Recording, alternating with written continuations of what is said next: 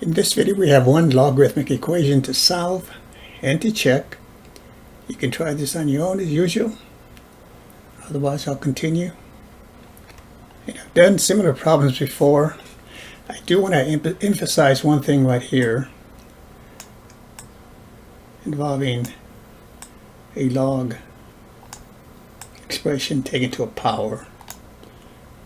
So let's say we have the log of x to any base, squared or cubed. Let me just put it in here because it doesn't matter what power you have it to.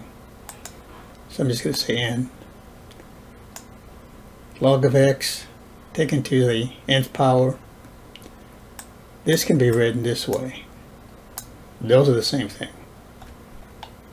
But keep in mind that if you have the log to base a of say x to the n, that is not the same thing as this. Now you have a property of logs that tells you that if you have the log to base a of say x, and the n is here, then you can bring that exponent as a coefficient. You can write it this way. That's okay. Just keep in mind what this means here. So for this one, there's really, you can think of this as a quadratic in log form, because I can write this as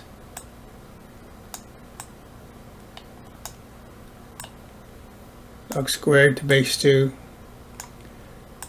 of x minus 8 log base 2 of x, adding 15 to both sides.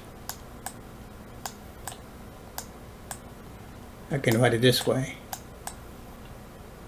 Now if I make a substitution for the log of x to base 2, replace it by y, then all I get here is y squared minus 8y plus 15. Y squared minus 8y plus 15, which you can solve by factoring. I won't use the substitution, I just leave it as is, and then just treat this. And just factor. Just like if this were just a y squared, I would put a y and a y here. In this case, I'm going to put a log of x. This will be base 2, and the log of x to base 2. So I'm saying log of x to base 2 times log of x to base 2 gives me that first term I have over here, log of x quantity squared to base 2. And then for the factors of 15, I've got a 5 and a 3, 15 and a 1. Since I need a minus for this middle term, I'm going to use minus 5 here and a minus 3 equal to 0. So you can check this out. Log times log gives me the log squared. Minus 5 times minus 3 gives me 15. And then for this middle term here, minus 5 times a log here gives me minus 5 log, base 2 of course, and minus 3 over here. Log of x to base 2 gives me the minus 8. So once I have it factored out, I set each factor equal to 0. So this equal to 0, this equal to 0. And I'm isolating the log. So I get the log of x to base 2 equal to 5. Just like if this were a y and a y over here, I get y equal to 5 over here, and this one I get y equal to 3. But I'm dealing with a log here. This is log of x to base 2 equal to 3. Now we were just solving for y. We would say that the answer is y equal to 5 or y equal to 3. But here I have a side for the log. I want x here. So here I just use the definition of log. This would tell me that, definition of log would tell me that x would have to equal 2 to the 5th. The second equation would tell me that x would have to equal 2 to the 3rd. That's what a logarithm is. That's your definition.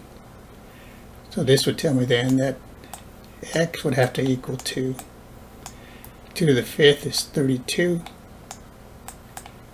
2 to the 3rd is 8. So x can be 32 or 8. That's your solution. Now, a lot of times you want to check your problem,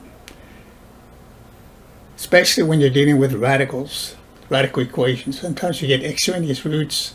So if you don't check it, you might get answers that will work midway through your procedure, but you always want to go back and check the original equation. So x equals 32 and 8 are the proposed solutions here, or prospective solutions. Now for your check, we simply replace the 32 here where the x is. So let's do this. This is the log. I put 32 here. So forget about the square. Just look at the log of x to base 32. And I'll just do it this way. So I put 32 here. And so it becomes more clear. I'm going to write it this way. And then this is minus 8. So I get the log here to base 2 of 32. So log of 32 to base 2, well, 2 to the 5th is 32, so this would be 5. And then you're squaring it. Minus 8, and that's times the log of 32 again, base 2, that's 5. So now 5 squared is 25, minus 8 times 5, this is 40.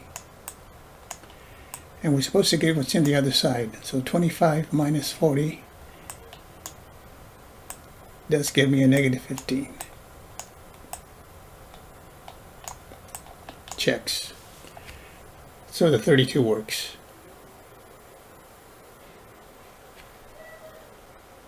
Now let's use the 8. Replace the x by 8, the other prospective solution. So here we go, 2 log of 8 to base 2 is 3, and then 3 squared is 9, minus 8. And the log of 8 to base 2 is 3, 3 times the minus 8 here.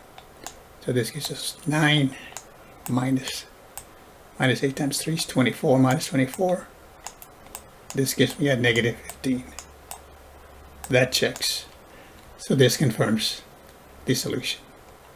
So again, if you have the time, you take it a test, you want to make sure your answer is correct, check. Do a check. Again, it's really essential if you're solving radical equations, because when you square both sides of a radical, that can lead to extraneous solutions, like I mentioned earlier.